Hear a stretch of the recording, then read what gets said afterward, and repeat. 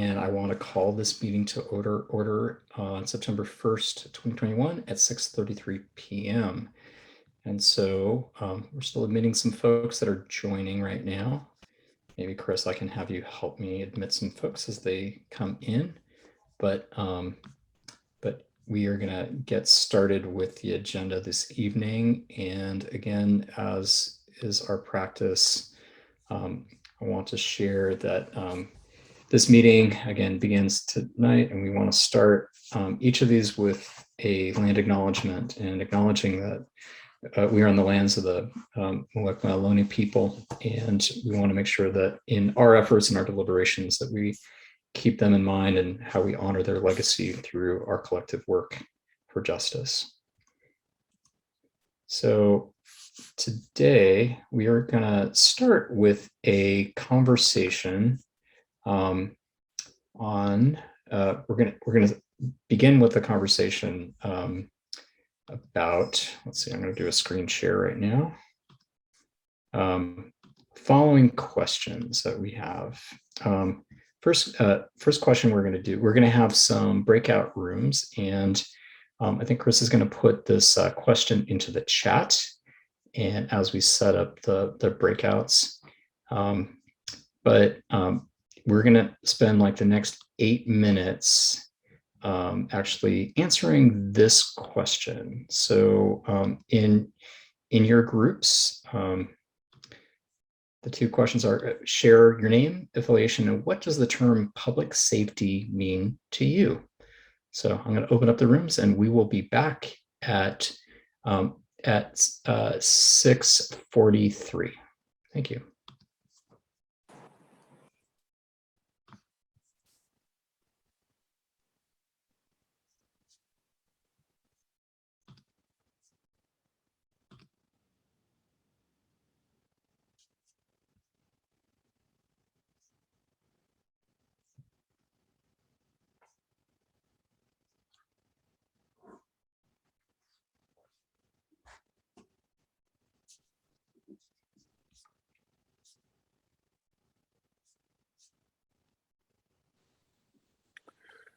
Yo quería acordarles, si alguien necesita interpretación en español, pueden imprimir el botón ahí abajo y lo podemos hacer. Tenemos interpretación en español esta noche. Si alguien necesita ayuda, también los puede poner en el chat. Okay, Chris. All right, welcome back, everybody. Thank you for your presence and your participation. For our lived experience, I just want to uplift something that I know that I experienced as a child. This is a 2-minute and 30-second long video about the talk, just to get us thinking around how different communities experience public safety as it is. And actually, let me just make sure that we're optimized. All right.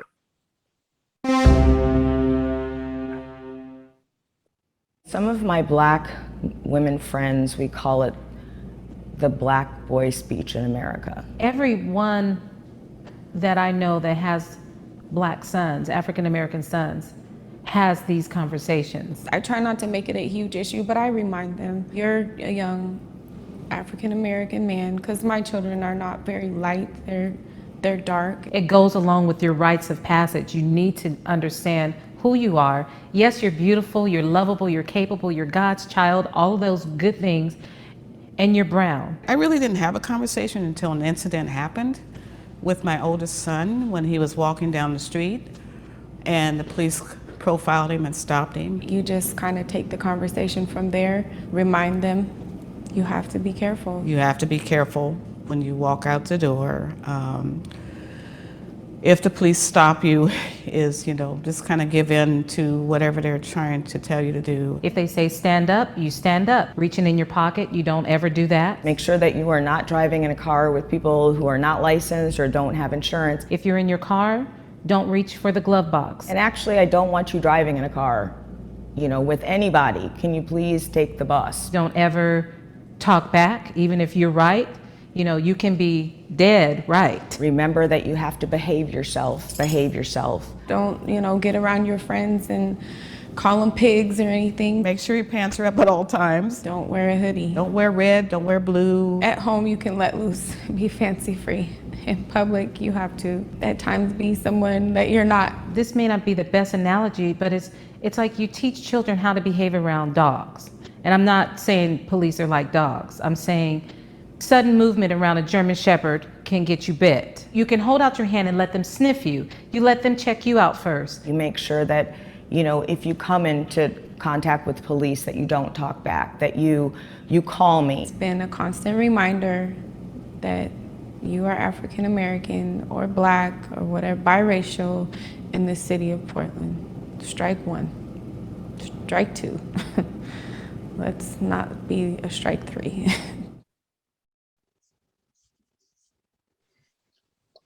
So I just wanted to ground us, as I like to say, it's important that these conversations are really grounded in lived experience. And I'll just share just very briefly. I know we have a very full agenda tonight.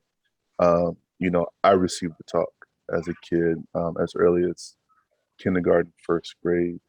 I remember getting very detailed instructions around policing, around what to happen in different situations when I'm in public. How to respond, who not to hang out with by myself, because, I could be put in trouble. I remember getting reprimanded for hanging out with a white kid. I was a kid at the time, because my mother was afraid of, if there was an accusation, who would they believe? And so I just wanted to think about that. This is the world that we live in. This is the experience of children of Black skin and many other colors that they're living in right now. And the status quo is just not enough.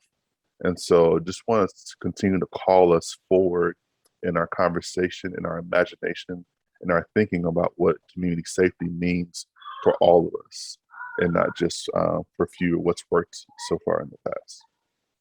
Thank you. And Pancho. Thank you, Chris. So for the next segment of the agenda, I'm going to be screen sharing, going back to our presentation, and I'll share this with folks at the end of the meeting. It'll be on the shared drive. I'll send a link out to this.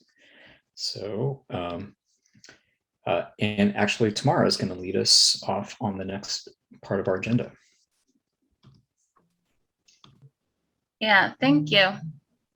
So we're going to be talking about alternative community responses for public safety, what those look like, and just examining some data as well. So let's go into the objectives. So it's all good. Basically, we want everyone to be able to understand, also emphasize the role of the police, right? So this is what is happening, and how do you understand it or interpret it? And then for us to have understanding of our needs, and everyone else to understand the needs of the community, safety and justice, and also explore those alternatives and expand, as was mentioned by Chris, the possibilities of safety and justice, and what does that really mean? So a very central question right now, just keep in mind as you go through this information, what does a world with well-resourced options to crisis look like? And then Chris. Thank you. Next slide, please. So when we refer to the term crisis, this is what we're thinking about. So we rely on the police for protection, threats on or harm to personal safety and property. We also rely on the police for a lot of mental illness calls and disturbances caused by individuals who may be suffering from different mental illnesses. We rely on them for domestic violence. The police respond to crime, but outside of the threat of that response, what is the preventative role that they have, and what is, as a society, what are we doing to prevent crime? Traffic safety, noise disruptions, and many more. Next slide.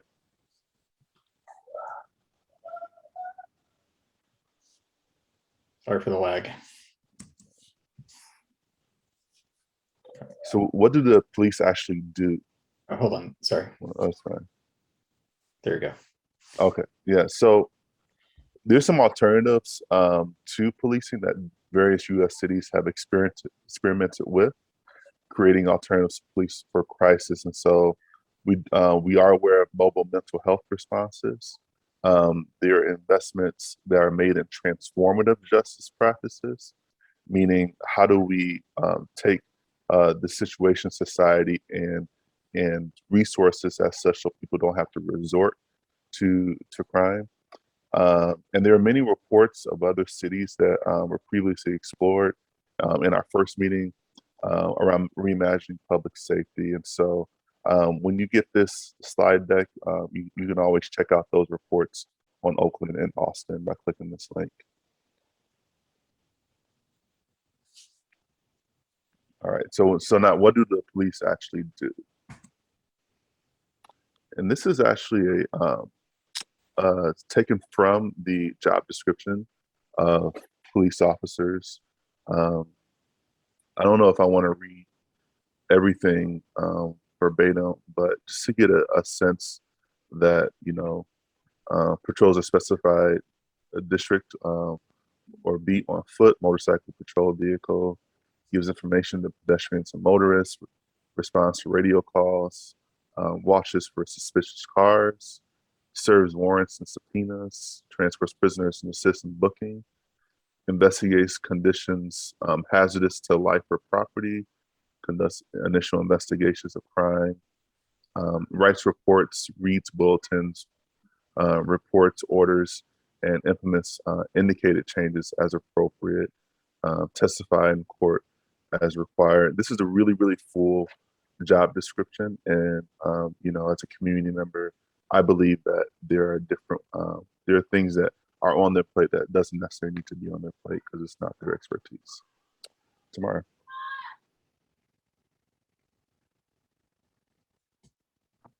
Thank you. So here, more specifically, you see the data of overall feeling of safety. So this is one thing that's taken from the annual report on city services. And I just want to point out before I go into the rest of the presentation that in this report, 92% of survey respondents believe overall feeling of safety is very essential to effectiveness. Therefore, to address the effectiveness of the police, we must address police perception of safety. And 57% feeling of safety is fair or poor, with only 33% saying it is excellent. And, we wonder, how do we get this information, right? So we have surveys. The city has an audit. They've done interviews. They've held community engagement sessions, among other things, for feedback.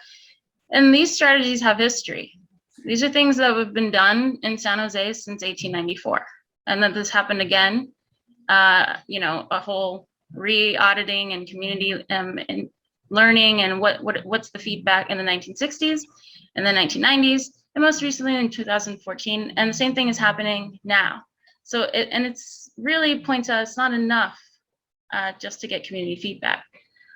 We really need to listen, but also be receptive to hearing uncomfortable information and working for the community to implement changes recommended by the most affected community members.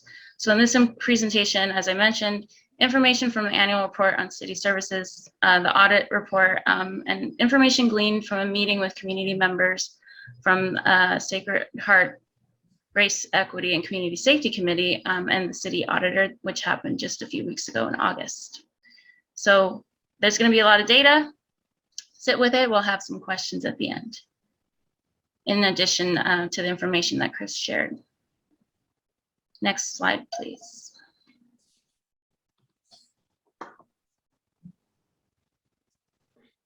Thank you. So in this survey, you can see it says CSO, meaning community service officers. They're not sworn police officers. They're unarmed and they're not trained. So we've got the sworn police officers that are indicated with a dark blue outline,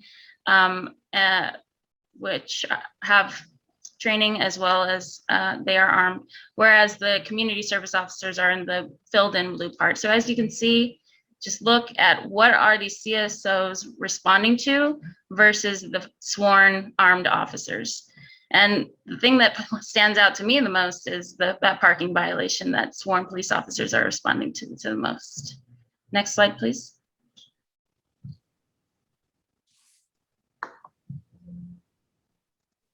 So then overwhelmingly, CS.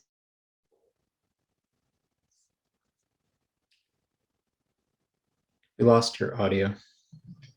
Can you hear me? Yeah, now we can. Okay. Oops, sorry, it says my internet is unstable. I'll start over. So overwhelmingly, the community service officers respond to non-at-risk, missing person, traffic hazards, traffic control, vehicle accidents, and property damage. So in comparison to the sworn officers, they overwhelmingly respond to the lower risk incidences. So it really points this question about, you know, what is really happening? Why are there so many calls being made, being responded to by community service officers versus police sworn officers? Next slide, please.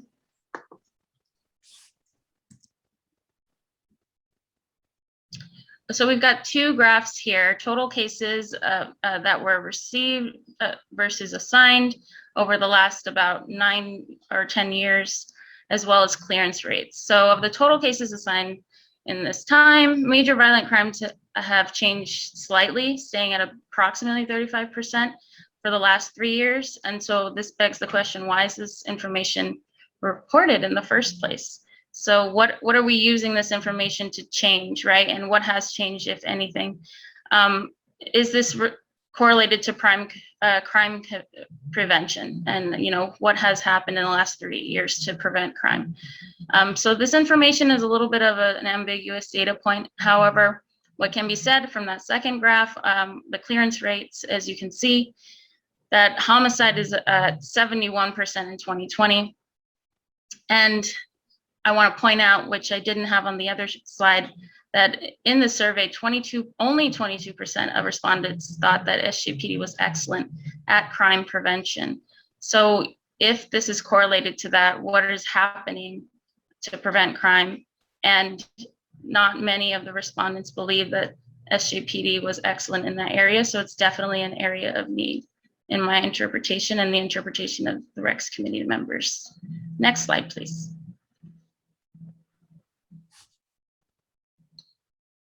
Okay, so as was mentioned earlier, the perception of police is definitely something that's high priority. So in the survey, 36% of respondents rated the police as excellent or good. What we know is that the police have underutilized their community service officers, and they have expectations of sworn and armed police officers to respond to lower priorities. And why is that the case? And what more can these community service officers be doing? That brings us to our breakout room questions. Sorry. It's okay. Sorry I was about that. leading to it. So Chris is going to put the questions in the chat. When you get into your breakout room, share your name, affiliation, and answer the questions. Did this data and background align with what you already knew or didn't know about the role of police? How do you feel about the role police play in these situations? Thanks for listening. We're going to go to breakout rooms for the next 10 minutes. We're going to do a brief report out afterwards.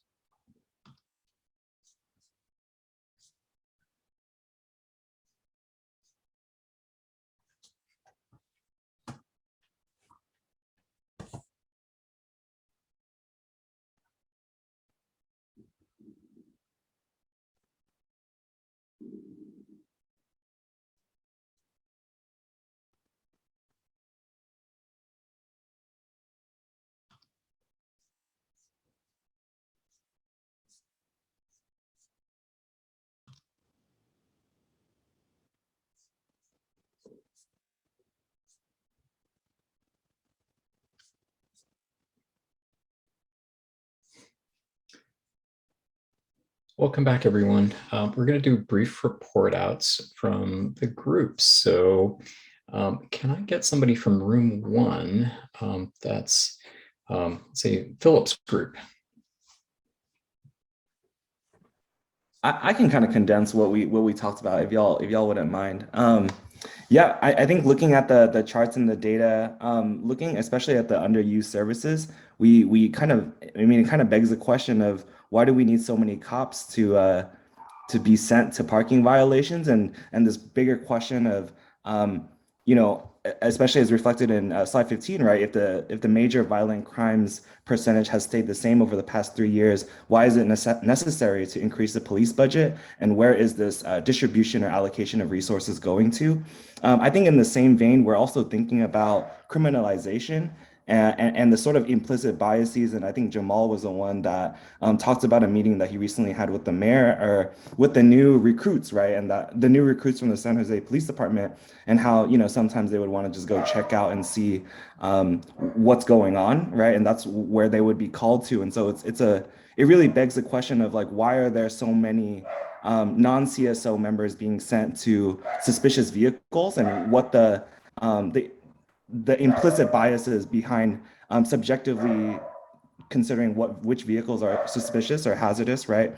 And so those are just some of the things that we talked about. And then to think about the last slide, slide 16, and the public perception of police services being, you know, just a little bit under or a little bit over a third. And then to jump back to slide 13 and to see how much police resources, or how many police resources are being put towards these meet the community events.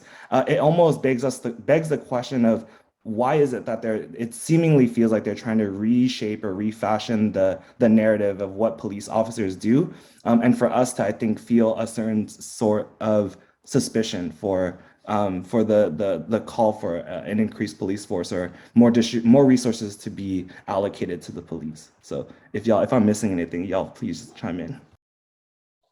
Thank you, Philip. I'm going to go to room 2 with Sparky was in that group. Yeah, thanks a lot, Pancho. So I'm going to be my gentler self because I was outnumbered with Chris, Ariola, and Riel. And then Lucky, who I didn't know, but he was in the car and only listening. So I basically said I would report out kind of the two perspectives. Mine clearly is more sharp turn to the left. But I think you guys can step in here. But what they were saying is they like the community service officers and thought they should be more of them doing work in the community and not doing policing. And I kind of said, well, instead of having them do that, you could just give that money to the community members to do that work and let police stay doing their policing work somewhere else. I think that was kind of my conversation on it. I didn't get into it too much because I think both of them, Chris knows forever, we've had these conversations. And I think he was saying there still needed to be more police officers. Obviously, that's not my perspective. Well, you were saying 1,100, we need 1,400. That was the full staff. I don't think we need 1,400. But right, no, it was just my point that community service officers are much less expensive and I think much less threatening to the community. They're not armed and can be a little more inviting sometimes in certain non-emergency situations, right? And so since they're cheaper, you wouldn't need to hire more police officers per se. You could stretch your budget further and still respond to, you know, what's a serious crime like burglary or the car theft to the person it's happened to, all right, but it's not an emergency. And they can, and there you have the other perspective. Yeah, that's it. I had a third perspective, which was you don't take away the funding from the community service officers. You go to mental health and have specialized people in the community from their budget and finding ways to fund it as an addition rather than slicing pieces up. How's that? That's the third perspective. Thank you so much. You can see we had great agreement. Yeah, Pancho, please put me in another room next time. I did my time. You would be sad without an argument, Sparky. That was beautiful. That was beautiful. All right, I'm going to go to room 3, Tamara's room. I'm going to report out from that group. Yeah, I can report. So it was Jim, Carter, Jesse, myself, and Chief Mata. Ended up turning into quite the back and forth between myself and Chief Mata. And I think Jesse and Jim had got some good information from the questions I posed regarding, during the presentation. So basically, we heard from Chief Mata that there may be some areas of need in regards of what's being reported out to the community. Some of the data is from over a year ago or a year and a half ago, 2019 to 2020. So things have changed, but was not sure how since that data is there, but we don't have it presented in any report yet. I asked, what does crime prevention look like? Lectures, talks, community safety, internet safety. I said, why is police are doing the job of something that school districts can be doing. Crimes against children is what's being asked for them to educate schools on. And I think that's definitely something that the public health department, social services, as well as many of the domestic abuse programming could do in schools, in my opinion. So that was our conversation. Thank you, Tamara. So I'm going to go to room 4, and this was Sandra's group.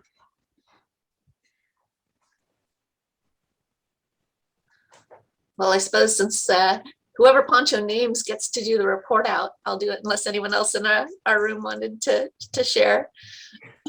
I think that we all agreed that we'd seen or were familiar with a lot of the data. Similar to the other room, the number of parking violations and the use of armed police for that was a little surprising. We talked a lot about training and the culture of the police department, and that the police seem to get a lot of training, but what happens in the real world doesn't necessarily mirror that training from, a cultural perspective of the way police are approaching their work. And we talked that it's really more of a cultural shift within the department versus just more training. And then we also, I lost the other point that we were talking about. Oh, better education and a longer police academy, maybe a 1 or 2 year police academy and a 4-year degree in order to have more of that cultural shift, so that they're not just focused on the military style of training. And if anyone wants to chime in from the group with anything I missed, I welcome that. Thank you so much, Sandra. So let's go to room 5, and how about Rosie? Rosie's group.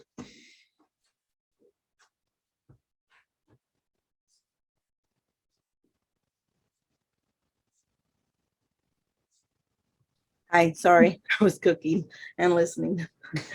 I'm trying to multitask here. Well, there was 3 of us in the group, and we've all been impacted by police in some way or another. So a lot of the data that you showed and the roles they played is not something we didn't already know. We talked about there should be more resources and getting to the root of the problem instead of criminalizing individuals that have no other places to live and in poverty or whatnot, the homelessness. There should be more resources for them.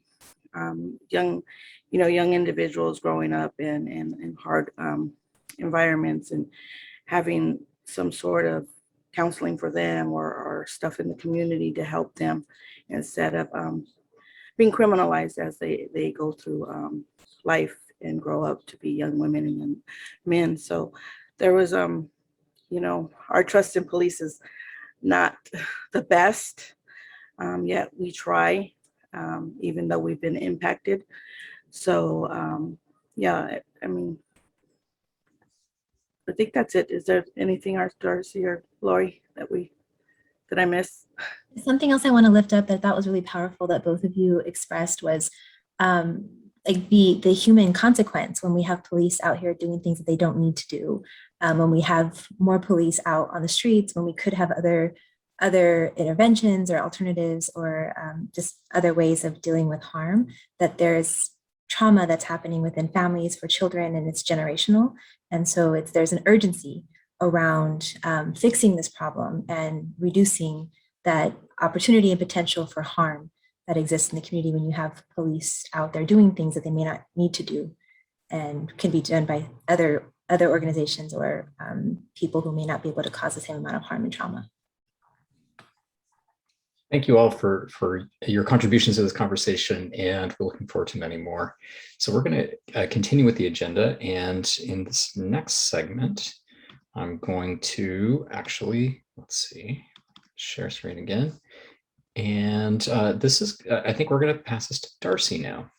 Let's see.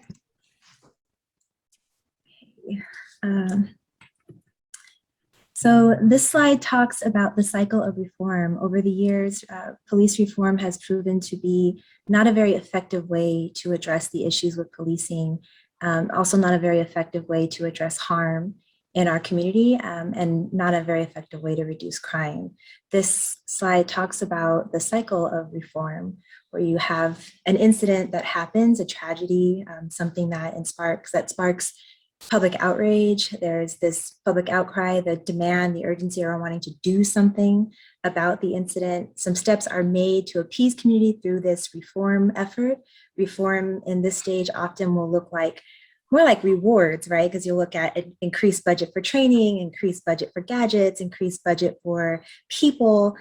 Usually reform doesn't include a pivot away from resources to policing. Reform will include additional resources to policing that could be better used in other places. And then even though these reforms usually do come with added resources, reforms then start to face backlash, something we're starting to see now. And there's a revert back to wanting to increase policing, wanting to increase the number of officers, and wanting to rely back on the narrative that increased policing reduces crime and increased public safety. So as you can see, our funding continues to flow, policies are unchanged, and individuals are not held accountable. And within this entire cycle, you see very, very little actual sustainable structural change, policy change, budget change, a lot of talk about it and a lot of outrage, but very little lasting solutions come out of police reform. So missing in this approach doesn't take aim toward innovation, heavily reactionary, new ways of approaching a crisis, a systemic approach to what is putting police. So it's missing a systemic approach to what is putting people or police in power struggles. It's missing an agreement on core problems and feasibilities to solutions, and it's definitely missing follow-up to move forward the goals linked to the need for change. So the question we think about is, how do we break from this to create the impact we are all working toward? Next slide. Sorry, the lag. Come on, change. I don't know what's on the next slide, so I can't. Oh, hold on, you do now. Hold on, let me see. Why is this not working? Sorry, stop share for a second.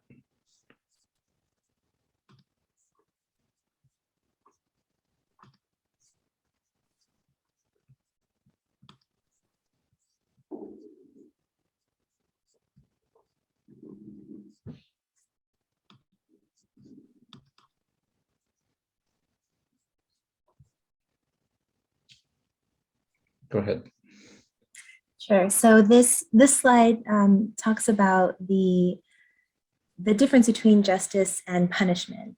Policing often results in punishment, catching of what we would consider a crime, some of the time, some of the places, for some of the people, and for some of the crimes, and punishes that crime and then puts people on this path to either carceral punishment or other types of punishment that they may receive. Rarely does that lead to any sense of justice. I've heard a definition of justice that is around creating conditions, just conditions in the community that eliminate harm. But exploring this concept of justice versus punishment is really important to this work. The purpose of the current system is to punish individuals for their wrongdoings. reacts to a criminal occurrence, but does very little to address the surrounding context or to mend the conditions that brought about that harm. Carceral systems are interested in reform and less interested in justice. When your only tool is a hammer, then everything is a nail. Justice addresses and fixes harm. Punishment focuses on reacting to crime. When we talked earlier about our visions for public safety, one of the things that I mentioned was a vision for public safety that is less concerned about reducing crime and more concerned about reducing harm. Next slide.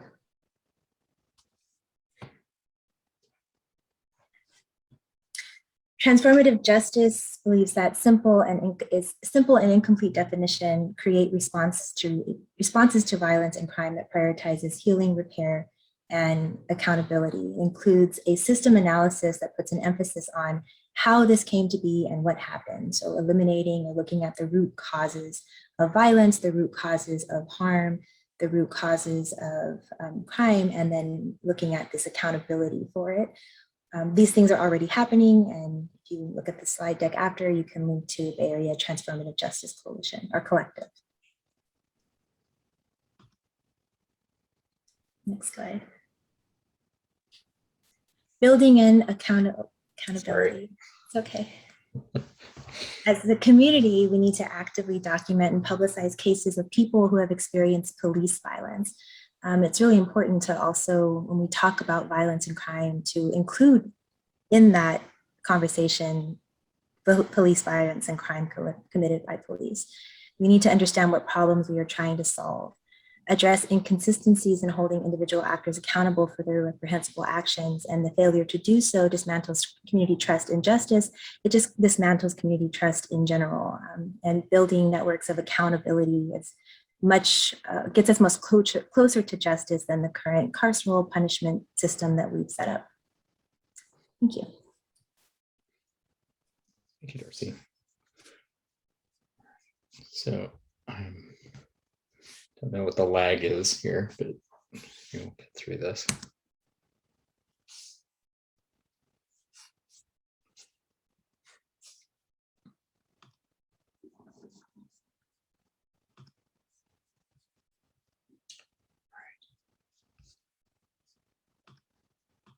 So for our next conversation, we're going to talk a little bit about some of our data needs. So we shared a little bit of some data that came out of some reporting and some work that the Racial Equity and Community Safety Committee that we're able to kind of research, and Tamara talked about this. But we're going to spend the next 10 minutes doing some work in small groups.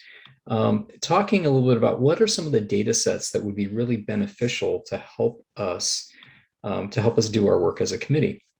So we heard a little bit of data, and it was in a little bit of the homework. We had talked about this, potentially having this conversation last time, but we're going to throw people into some small groups again. And if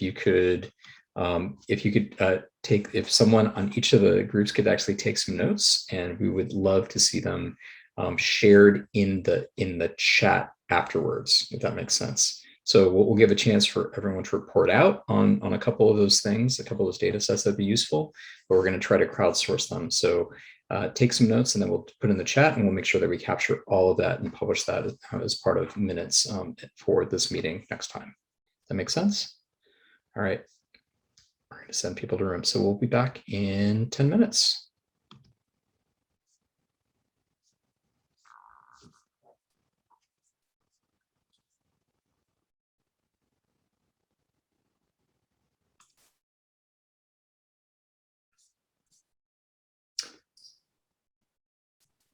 Welcome back, everyone. Appreciate the conversation. So what we're going to do is we're going to do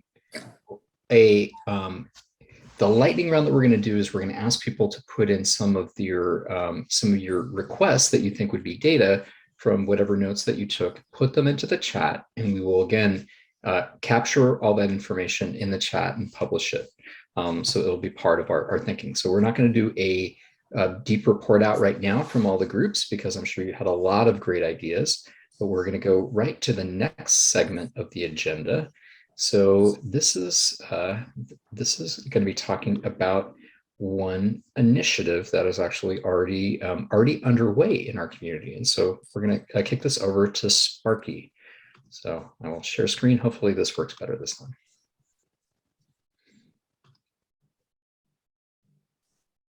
Multitasking here. Okay. And if it doesn't, we'll just shoot on through it, huh? Are you going to start on my first screen, or we're going to have this blue thing here? Here we go. This is this lag that's killing me. Since it lags so much, you can just keep moving it forward and I can talk too. What I am presenting to you all today is just a model that Santa Clara County has developed, which is what we call CMR right now, Community Mobile Response. And you'll notice it says CMR. It's not crises, it's Community Mobile Response. And that was after numerous focus groups. The community said that they didn't just want a response to crises, but on other prevention and issues in the community. So it ended up Community Mobile Response. Quickly, how we developed this model was everybody was looking at, there's various models from cahoots to police going in, to mental health crises being trained in what they call PERT.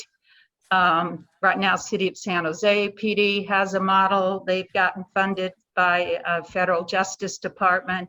In this county, you have the Behavioral Health Department that has a crises mobile response that's licensed, primarily licensed mental health workers. They're all county employees. They either diffuse the crises on their own or they do it with police. And what the community said is, we don't want either one of those. We want one that's only the community, that it's community members, community agencies. They didn't want public employees. They didn't want police. So we identified a funding source, the Mental Health Services Act money innovation that was available. We basically threw a hook at it and reeled it in. And Yvonne Maxwell and I, Dave Manetta, and Elisa Koff-Ginsburg, we all from the Association of Mental Health Agencies developed this model. And what it is, it's been funded to the tune of $26 million over 4 years. And it includes, for our purposes, 3 zip codes in San Jose, 2 in Gilroy, and 3 also in 2 in North County. So if you want to keep moving, we can show where. So where the zip codes that were picked out in San Jose include the centerpiece, 95112, 122, and 116. It came from this study about vulnerability, a CDC vulnerability index, but it's also the zip codes often that has, that is always targeted for services and needs, and also has heavy police presence. And we wanted to really divert calls to our community mobile response. Move next to what we have. Next slide. Not sure what you're going to see. This is North County, so we're picking along freeways, again, pockets, zip codes that have high need, and then we'll also be doing this in South County.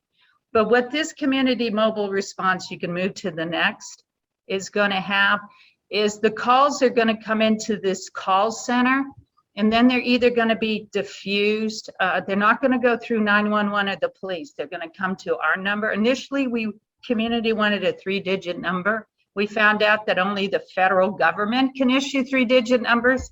So it will be a new number here, but numbers will call directly into the call center, and then they'll either be de-escalated over the phone and diffused, or teams will be dispatched to go out in the community. One thing we want to say is probably 50% are going to be around homeless issues. Others are going to be in-home calls or in community calls. So the teams are going to have, I'm just looking at data here. The teams are going to have a peer involved, an EMT, and a community crises responder, which is a counselor. So we have EMTs, which are medically trained because some of the calls have to do with drug overdoses. There's medical issues. So that's the CAHOOTS model. And many people say it's important to have that EMT on the call. The community in our 40 focus groups said we want peers involved. And then there's the community, the mobile response workers. So there's teams of 3. The call center, what we have also that we created was what we call community collaborators. And what this is this is where we retrain our community to not call 911 and the police. As you know, a lot of people in the community will say, well, we need police. What we need is more police, not less. And what we're saying is, no, we need the community understand we have the skills to diffuse these problems ourselves. So it's going back to identifying key people in the community to act as these collaborators, to bring people together as an advisory board, to be paid, but also to be trained on crises, response techniques, mediation, all these issues of how we can do the work ourselves and not call police. And also then if you need help, you can call us, but not the police. So that's what this community collaborators are going to be, is us retraining ourselves to handle our own problems. So Pancho, the next one is, I think so here's kind of circle of, we like these pictures, how we're all going to collaborate and do this stuff kind of ourselves. That's a key piece to this. But then we have the call center in this that's going to be doing, there's going to be like 13 people staffing this call center. Because the idea is the call center is going to triage and figure out what resources somebody might need. It's not just, oh, you feel better, great, hang up, here's a number. But the idea is to do these warm handoff to services and to have these vans that are available in the community that the teams will go out on.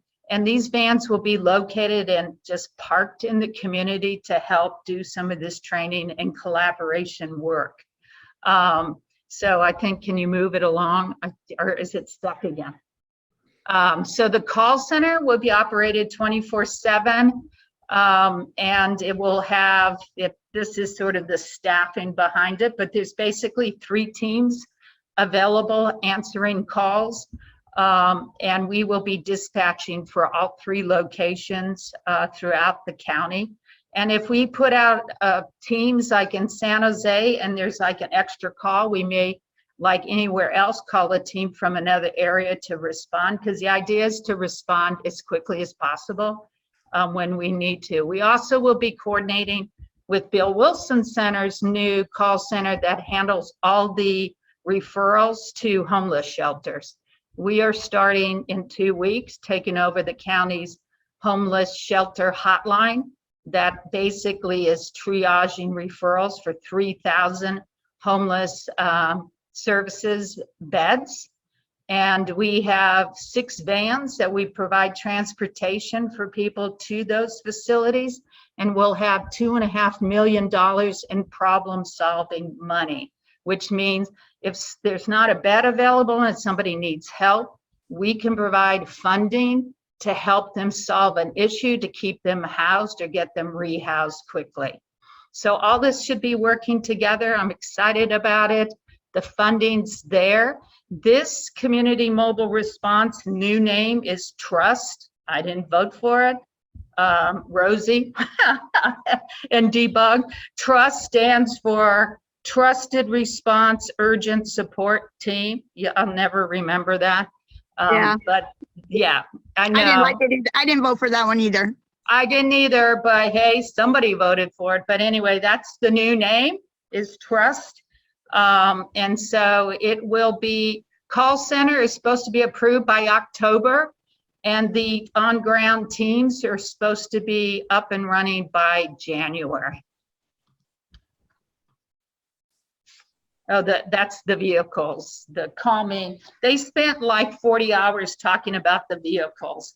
I wasn't really hung up on the vehicles, but there will be 3 of them.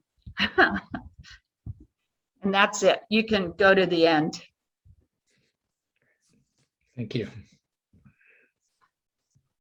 Thanks, Sparky.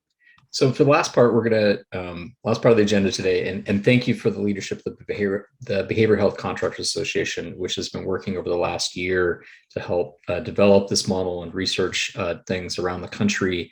And it's great to see that we have an active pilot that is under that is under development right now. So very exciting. So so what we're going to talk about, like briefly now in the last few minutes before we get to public comment, is a little bit about civilian public safety oversight models. And there's a recent conversation that's happening. It's an active conversation happening with the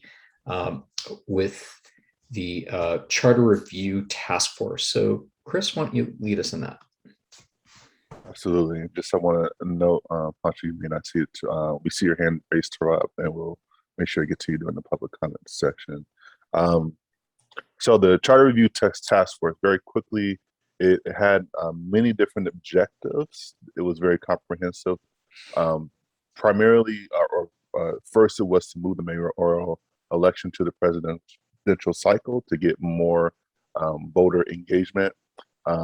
Thinking about ranked choice voting, adding districts, city council districts, political practices commission, discussion on mayoral powers, public safety and oversight, and equity.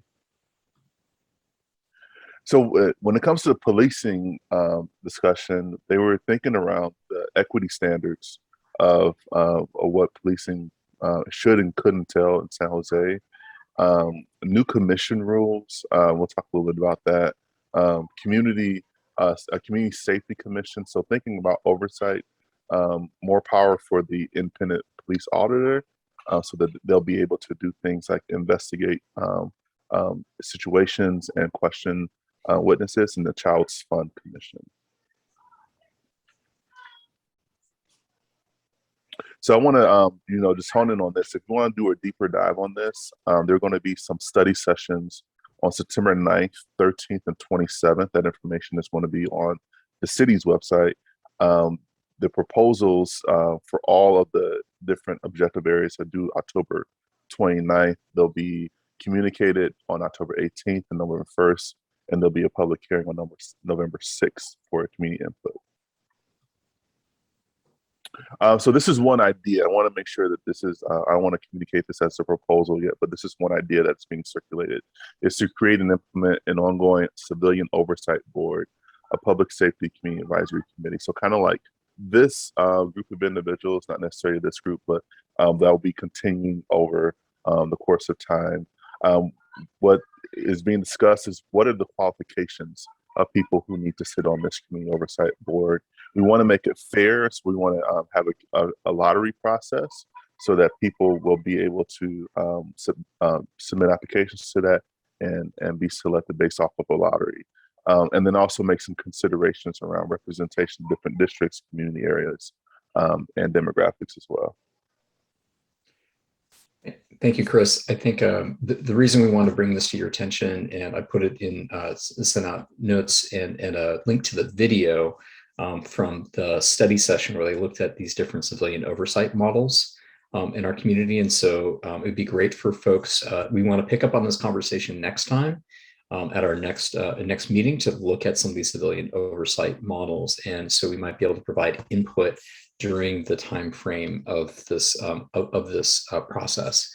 So so I know that if people have ideas about this, what it could look like, and specifically playing around with the idea of like how they would be appointed. So it's not just an appointment process coming from the city council. It's actually looking at folks with lived experience and representing different constituencies, not unlike what we were able to compose with this group here. So something for us to think about, and we'll be talking a little bit more about that at our next meeting in 2 weeks. So with that, I wanted to see if, I'm sorry, Tarab, you had a question up. I saw your hand raised at the last second, right before we moved to this, and I know we were probably in response to what Sparky was presenting. Hi, yes, I just had a comment on the therapeutic van. Hello, my name is Trav Sorry. I am a committee member representing San Jose residents with mental illness who are struggling with substance use or addiction. And I'm also here on behalf of the BHCA, Behavioral Health Contractors Association, which did a lot of hard work with the county and other partner community-based organizations to get this program the funding it needed and get it up and running. And I have a little bit different view from Sparky in that I represent the consumer view, and in the focus groups that I was in, and a lot of the family members and a lot of the other residents who would need this vehicle in this program.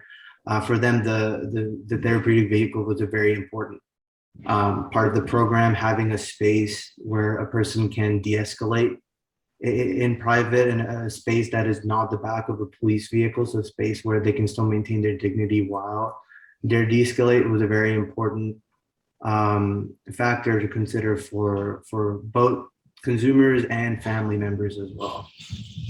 Just wanted to point that out. Thank you. Agreed. Well stated. Yes. So yeah, take that, Sparky. No, yeah.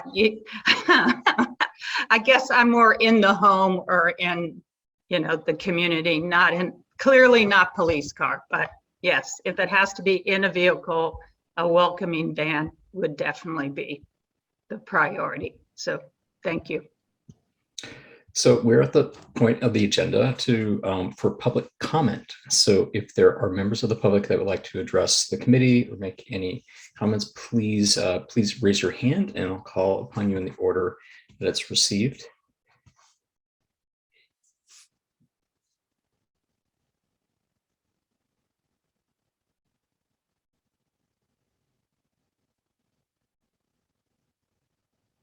All right. Seeing none, if I wanted to officially close the meeting this evening, adjourned at 8:01 p.m.